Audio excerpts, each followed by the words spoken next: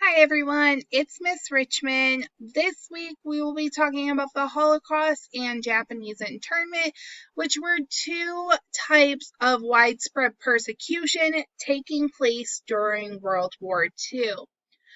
When we're talking about persecution, we mean the treatment of a group of people, particularly because of their race or political affiliations, that is less than desirable. Um, Persecution is typically going to include a lot of hate crimes and hostility, a lot of violence towards a group of people because they don't look or believe in the same things that the other group of people do. So we'll be looking at the Holocaust, which was a type of persecution that was taking place in Germany during World War II, and then Japanese internment, which was a type of persecution taking place in the United States of America during World War II, where the governments in both places targeted subgroups of people based off of either their race or their religious affiliation. First, we're going to talk about the Holocaust. And in order to understand what the Holocaust is and understand how it began to happen, we need to understand what it was like to live under that Nazi occupation or a Nazi government. So, the Nazis get their start in Germany, but as they start to conquer those other areas around them and they start to occupy them or stay there, they're going to start to spread their ideology and the way that they run things out to those newly conquered lands. So, one thing to note about the Nazi regime is that they were very negative towards all minority groups, but particularly they would target the Jewish people. Their reign, their regime, their government was known for oppression and persecution. So, persecution is that hostility and ill treatment of a group of people because of their race, religion, political affiliation. And oppression means prolonged, cruel, or unjust treatment or control of a group of people. So this is a government that is targeting people because of the way they look, what they believe, how they feel, and then torturing them for an extended period of time in hopes of getting them to do what they want them to do, which typically in Nazi Germany meant like leave for permanently, don't come back into Nazi Germany. As soon as the Nazis took control, they began to occupy a place. Their persecution of these minority groups would begin. It would start small because it's a lot easier to convince people that this small inconvenience for a subpopulation is more acceptable if you start small and then slowly start to add things to it. It's easier to get people to kind of turn a blind eye when it's something very minor.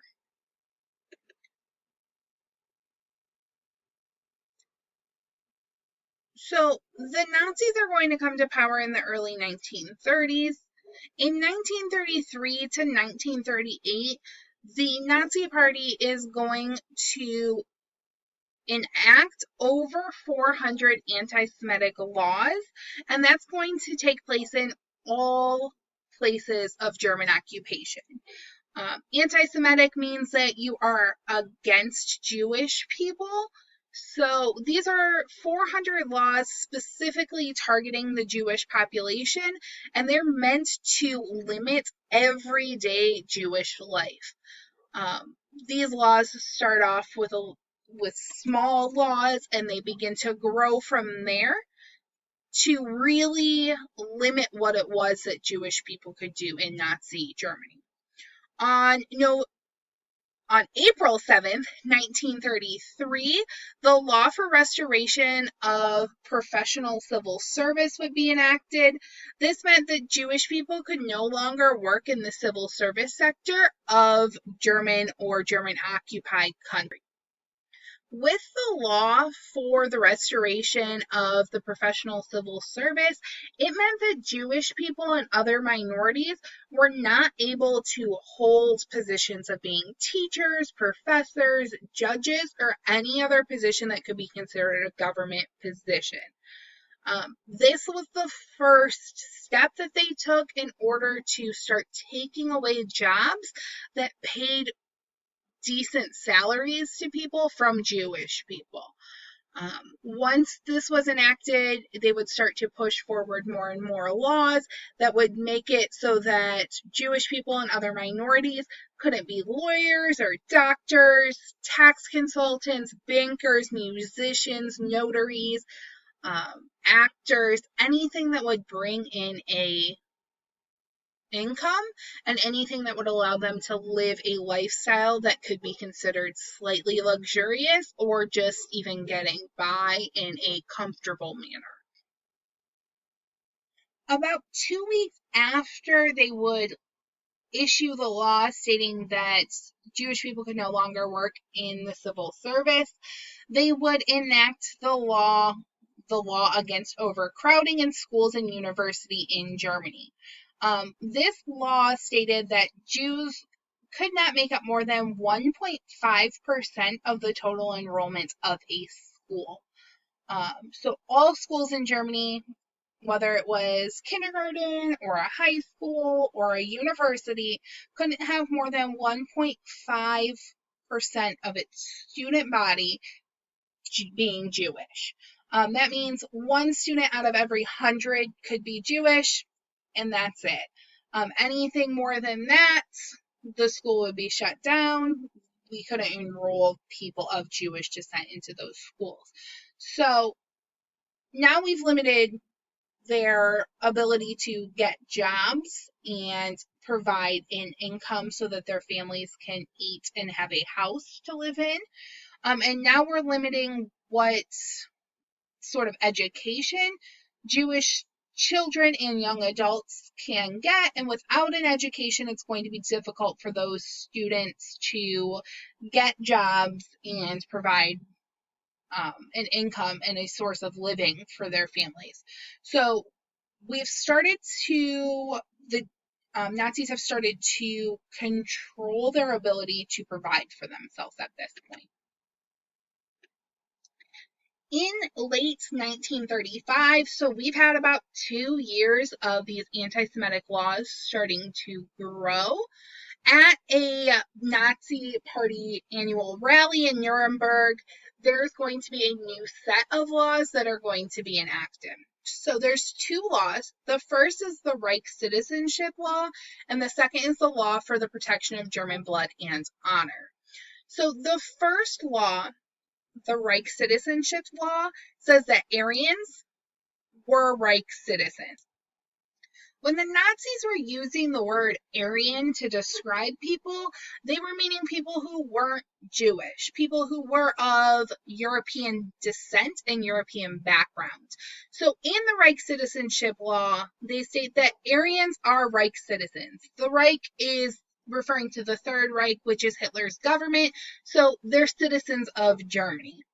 The law states that Jews who are non-Aryan are no longer citizens. They take away that citizenship from them. The Jewish people are still living in Germany, but now they're people who don't have citizenship, which causes a lot of issues when you're living in a country if you're not a citizen there and you're not there legally. So they took away the legality of these people living in Germany.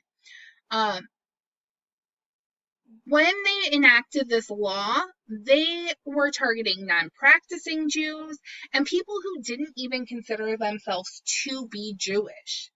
1/16 Jewish, you're considered Jewish when it comes to your citizenship. So that means you have great great grandparents who are Jewish, but you don't consider yourself Jewish. You've never been to a synagogue. You don't practice the faith. You're no longer a citizen and you're Jewish for all governmental purposes. And then the second law was a law for the protection of German blood and honor. This banned marriages and any sort of physical relationship between Jewish and Aryan people. So non-Jews couldn't marry Jews. They couldn't date. They couldn't have any sort of relationship with one another that could lead to having a baby. They wanted to ensure that the German blood was kept clean of all Jewish blood and no contaminants would come in. As an extension of this law, they stated that an Aryan woman, so a European woman who was under the age of 45 couldn't work in a Jewish household because the anti-Semitism had reached such a profound point that they believed that it would be unsafe for a Aryan woman to work in a household with a Jewish man. And this was all that propaganda that was flying around. So throughout the 1930s, we have this anti-Semitism growing in Germany and in all of those German occupied territories. And on November 9th, 1938, Joseph Goebbels, who's a member of the Nazi Party, a very high-ranking member, is going to order that all Jewish businesses and synagogues should be destroyed. This is going to take place overnight. It's going to be referred to as Kristallnacht or the Night of Broken Glass. The attacks are going to be led by the SA, but citizens are going to start joining in, and particularly young people are going to start joining in. The young people across Germany had been going through what was known as the Young Nazi Party. They had been trained in the propaganda of the Nazi Party and felt that the Jewish people had done terrible things to cause Germany to be in the position that it was. So they joined in on the attack very quickly. These were very violent anti-Semitic attacks that took place all across Germany and those occupied regions. The goals of the attack were to attack aggressively and to cruelly humiliate all of the Jewish people. They would go in and they would smash out the glass of all of their shops, which is why it's also known as the Night of Broken Glass. They would light their businesses on fire, light synagogues on fire. People were in the synagogues. They didn't care. They were on a mission to destroy and humiliate and make life even more difficult for the Jewish people. Once the Night of Broken Glass, Kristallnacht, had taken place, that week following that event, over 25,000 Jewish men were going to be arrested and sent into the concentration camps. The concentration camps at this point were mostly just used for prisoners of war and criminals, but in 1938, we're going to see a switch that's going to start to include more Jewish people and people of minority groups across Europe that had been declared like enemies of the Nazi Party. When these 25,000 men were arrested and taken to these camps, it was widely reported around the world. They reported, that Kristallnacht had just taken place. All of these Jewish businesses had just been destroyed and caught on fire by the government. And then the government spent the next week rounding up all these Jewish men and throwing them into concentration camps with their only crime being that they were Jewish. So this gets reported out to the world, and the world is shocked by the news that this is taking place. They're disgusted that it's happening, but As we talked about before, the United States is practicing isolationism. So they hear about it and they're like, wow, that's really bad. And that's about all they do. Um, Britain and France both have similar reactions. That's horrible, but we're not going to do anything about it. And as we've talked about previously, when Hitler saw all of these big, powerful countries reacting with just words, he didn't see them as a threat, so he continued to push forward. So now we have concentration camps that have started to be used as detention facilities just because people were of Jewish. The Nazi government knew that it was going to be very difficult to move people out of the places that they live and into these ghettos efficiently without raising a lot of suspicion if they did it overnight. So, what they started to do was to create ghettos within the cities that had large Jewish populations. Um, when we're talking about ghettos, we're meaning a place where people are forcibly segregated from others. So, building up walls and barriers to prevent the freedom of going in and out of these locations. And you're only going to live within these locations if you fit these certain criteria. You can't move in willingly. You can't move out willingly. You are caged into a section of a city, and that's where you're going to live. The Nazis used the ghettos as a way to control the Jews. They put them in Poland and Austria-Hungary and anywhere that they could expand their occupation. They didn't want the Jewish people in their populations, so they started to corner them off.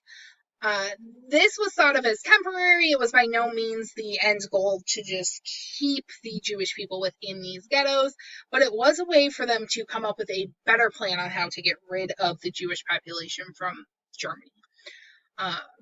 There wasn't enough space for all of the Jewish people that were being forced to live there to move in, so they had several families living in one house. There wasn't a lot of sanitation taking place, and people were getting sick very easily. Food was sparse. A lot of people were dying of starvation within the ghettos. Once the medicine ran out, there was no restock available because the Germans weren't going to waste medicine on Jewish lives. And the people living in the ghettos didn't have any regular source of income because the Jewish people had been banned from most jobs and they weren't allowed to leave the ghetto to go find work. So this created a system of a black market going on in the ghettos as a way to survive. While the Nazis had people living in these ghettos, they started to expand the concentration camps so that there was more room to move people from the ghettos into these concentration camps. The concentration camps were a way for them to continue their persecution. They were originally opened by the SA, but were going to be shut down and reopened by the SS. Following the Dachau model, if we look here, there is a significant amount of concentration camps that were across Europe. We're looking at 48 camps. That's a lot of people in those camps and a lot of persecution and hatred and death taking place just because you disagree with somebody's religious choice. Once people were put into the camps, they were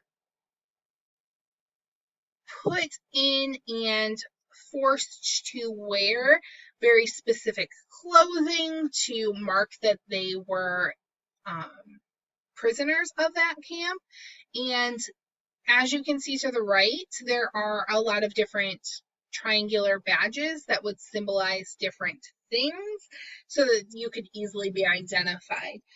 There were two large groups of people in the camp, which were Jewish people and Soviet prisoners of war, but there were also Romani people, common criminals, Serbs, political prisoners, homosexuals, people with disabilities, Jehovah's Witness, and some of the clergy were all in these camps.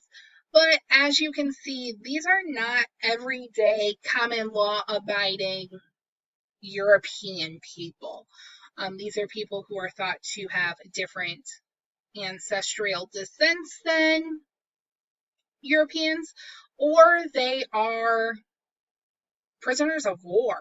So those are the people that the Nazis are putting into the concentration camps and having them wear these specific color schemes. When you have people arriving to the concentration camps, these prisoners are being brought into the camps in overcrowded cattle cars, on trains. They're being packed in. There's no space for them to move freely. Typically, they're packed in. There's a bucket for them to use the bathroom. There's not many windows that are being opened, and they are going towards the camps. Once they reach the camps, everybody would be taken off of the trains. Prisoners would be split by men and women, and they would be registered and assigned their numbers. Some camps would put them on their clothing, other camps would tattoo them onto their body. Once they've been assigned their number, their clothes would be stripped from their bodies, new clothes would be issued to them, they'd be assigned their barracks. But in 1941, the gas chambers were going to be introduced to these camps, which added a third group of people.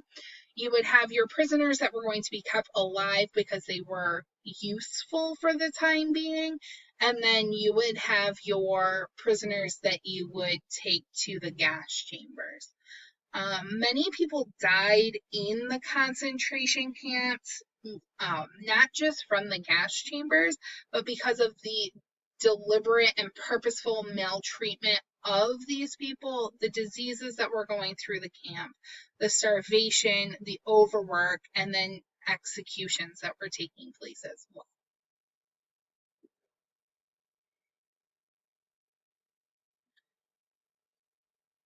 Daily life in the camps were long days.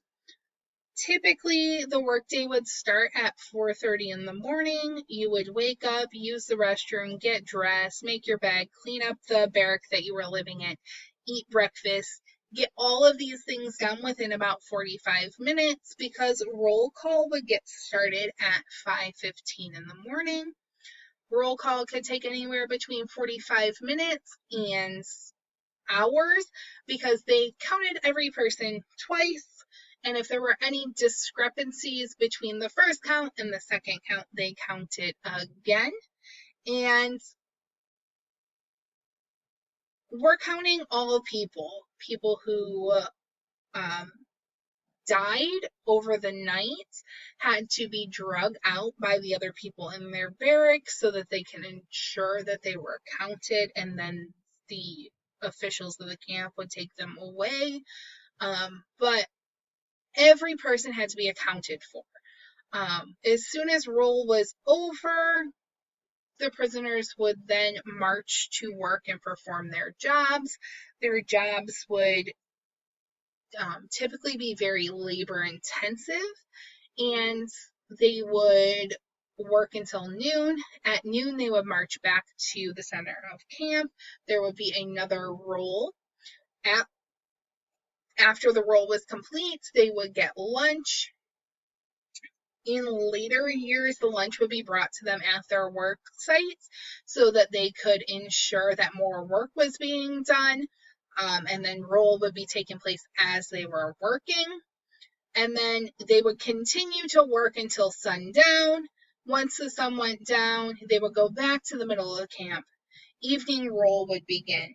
And then if they had any time between the end of evening roll and 9 p.m., they would have free time in their barracks, but they weren't allowed to leave the actual barrack.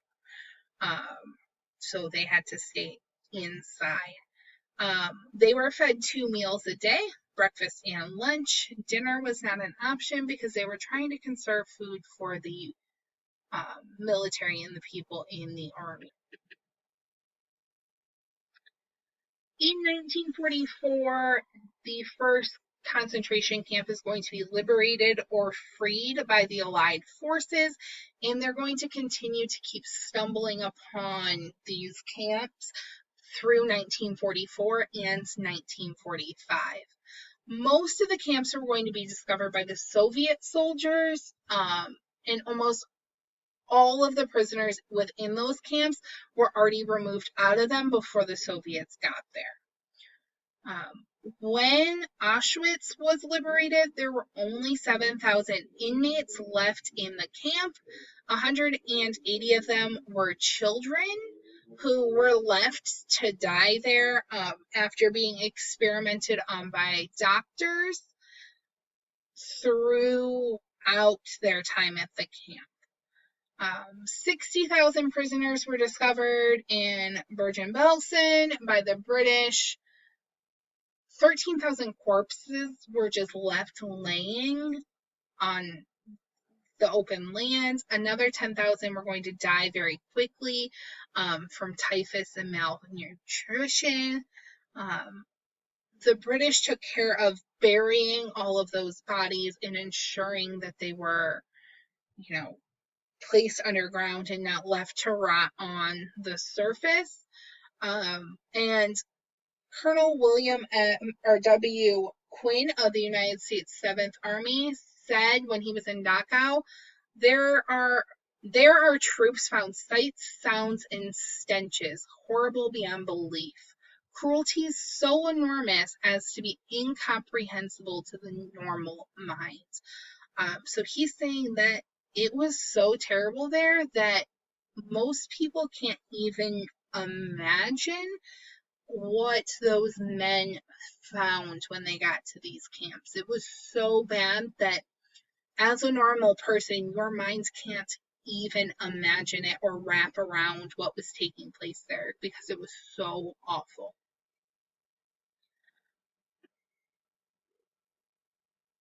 So we're going to switch continents now. While the Holocaust was taking place in Europe, the Japanese internment was taking place in the United States. The internment camps were set up as a way to separate Japanese people or people of Japanese descent from the rest of American society due to the ongoing war with Japan as a result of the bombing of Pearl Harbor. On February 19th, 1942, President FDR is going to sign Executive Order 9066. In this order, he is going to order military zones in California, Washington, and Oregon to be created as a response to Pearl Harbor. California, Washington, and Oregon have the largest populations of Japanese Americans. So it's not a random selection of states that he's putting these military zones into. He's doing it based off of Japanese population. It's also the West Coast, so closest to Japan. In this executive order, he commands the relocation of all Americans of Japanese ancestry, including 1/16 Japanese. So again, that is very, very far down the line. If you have a tiny bit of Japanese ancestry in you, you're going to have to move from your home into a determined place that the United States government has established as a safe place for you to be held until they decide that you're no longer a threat. The United States government is not going to refer to these places as ghettos, but it's a very similar situation as what the Germans and the Nazis were doing in Germany with taking those Jewish people and putting them in a small, secluded space. The United States government has started to do this with Japanese people. Once the United States government does this, Canada and Mexico are going to follow the US lead and establish very similar laws. Within a day of the attack of Pearl Harbor, anti-Japanese activity is going to skyrocket in the United States. And it's not just going to be with everyday people, but the FBI is going to start going around and picking up Japanese Americans and holding them without cause. Literally looking at people saying, "You're Japanese, you're a threat, we're putting you in jail." When they're being relocated or held without cause, their belongings are being confiscated, taken away from them. The people of Japanese descent are going to be transferred to facilities in Montana, New Mexico, North Dakota, and Arkansas, away from the West Coast. And anybody who is 1/16 Japanese now has to be relocated into these internment camps.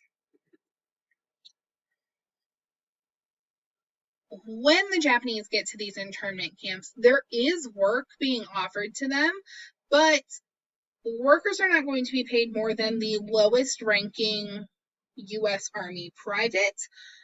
So we have Japanese Americans who are making a lot of money as doctors, teachers, lawyers that now can have those jobs within that camp, but they're making very small salaries. The Japanese people, when they got to these camps, tried to make the best out of it, and formed small towns and schools and set up post offices and workstations and farmlands and livestock so that they could try to keep life going as close to possible as they could. But it's hard to make a place feel like home when your new home is surrounded by barbed wire. The fences are really tall. Along the border of your fence that has barbed wire to keep you in, there's towers with men pointing guns down at you and spotlights, and they're constantly searching to make sure that you're doing what you're supposed to be doing. So while the Japanese were trying to make the best out of having all of their possessions taken from them, it wasn't a positive experience by any means because they were taken out of their house forcefully. And most of the Japanese people that lived in the United States at this point were born in the United States and had never been to Japan. Japanese internment camps are going to go on for 3 years, and it's not going to be until 1945 that the internment camps are going to be forced to close by a Supreme Court decision. President Roosevelt is going to be given the opportunity to state that he is closing the camps out of his own free will before the Supreme Court announces its decision, but he makes that announcement, and then the very following day, the Supreme Court announces that it has made the decision that the camps must close because it breaks the laws of civil liberties for United States citizens.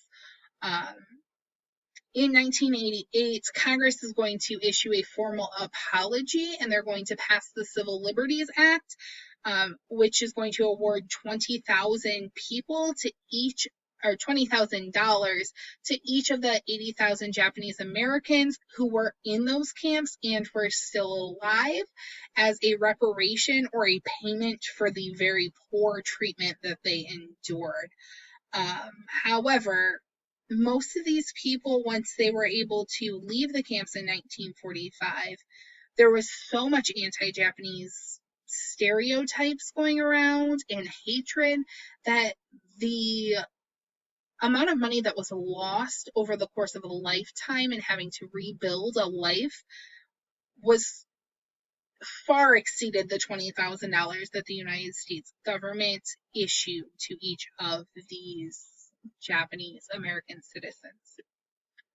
So as we can see, we have concentration camps in Europe, we have internment camps in the United States, but both of these camp systems were set up as a way to segregate a section of the population and a way to control that segregated section of the population. One was far more brutal and deadly, but both were meant to persecute and cause pain to those subgroups. Next week, we will be moving on to the Cold War. So I will talk to you guys again soon.